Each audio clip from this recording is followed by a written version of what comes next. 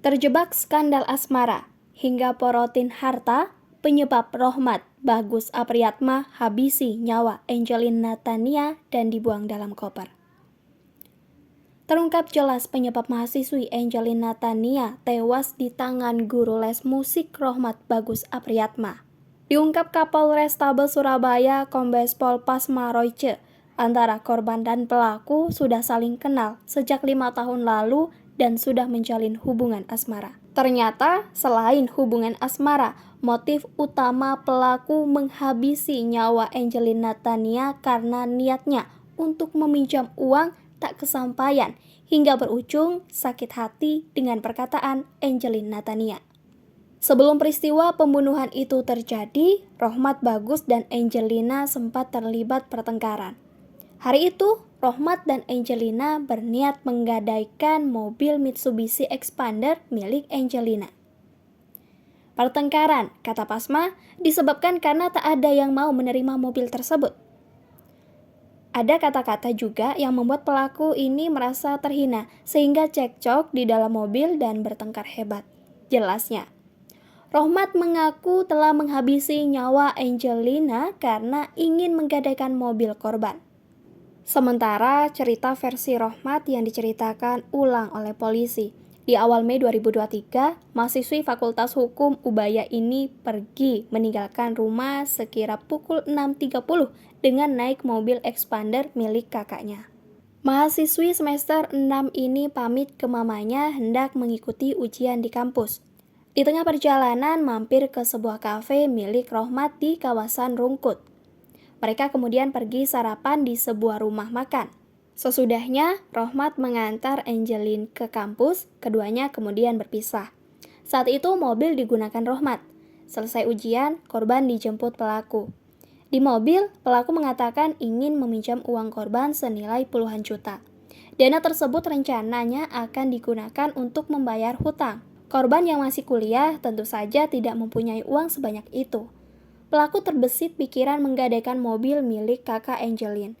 Namun, Angelin menolak karena bukan pertama itu pelaku meminjam uang kepada korban. Rohmat kemudian mengajak Angelin keliling kota Surabaya hingga larut malam. Kemudian, keduanya memutuskan istirahat di sebuah apartemen kawasan Surabaya Timur. Angelin di tempat tersebut kembali dibujuk soal urusan gadai mobil. Perlu diketahui, Angelin sudi bermalam bersama Rohmat di sebuah apartemen karena terjebak dalam hubungan asmara. Namun, kisah cinta mereka disembunyikan.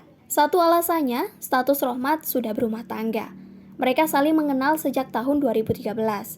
Saat itu, Rohmat menjadi guru les gitar Angelin. Hari berikutnya, Rohmat dan Angelin keluar meninggalkan apartemen.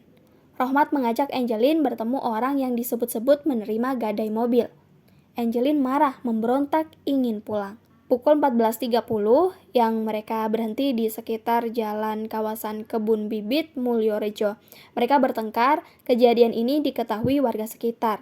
Ungkap Kapolrestabes Surabaya Kombes Pol Pasma Royce. Angelin saat itu gregetan dengan Rohmat. Angelin mencela kelakuan Rohmat.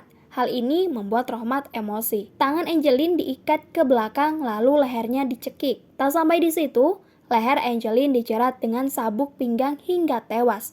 Praktis, Angelin meninggal di dalam mobil. Lalu tersangka pergi ke rumah mertua mengambil koper dan sempat membeli tali wrapping. Korban dibungkus dengan plastik wrapping. Terang Pasma. Sekira pukul 20.30, Rohmat memutuskan membuang jenazah Angelin di luar kota Surabaya. Semula hendak dibuang di Batu. Namun, karena di sana tidak ada tempat sepi, akhirnya perjalanan dilanjutkan ke arah Cangar, Mojokerto. Akhirnya pelaku memutuskan membuang jenazah di kawasan hutan Gajah Mungkur. Seusai kejadian, Rohmat menggadaikan mobil milik kakak Angelin ke salah seorang teman di Pasuruan dengan nominal 25 juta rupiah. Handphone Angelin dan miliknya dibuang. Lalu, Rohmat sembunyi dengan cara tinggal di sebuah indekos di Kota Malang. Setelah kasus terungkap, polisi menangkap pria yang menadah mobil Expander yang digadaikan Rohmat. Si penadah itu ditangkap pada Kamis 8 Juni 2023 di Pasuruan. Di rumah penadah, polisi menemukan mobil yang menjadi saksi bisu kematian Angelin. Penadah dan barang bukti kemudian diboyong ke Polrestabes Surabaya.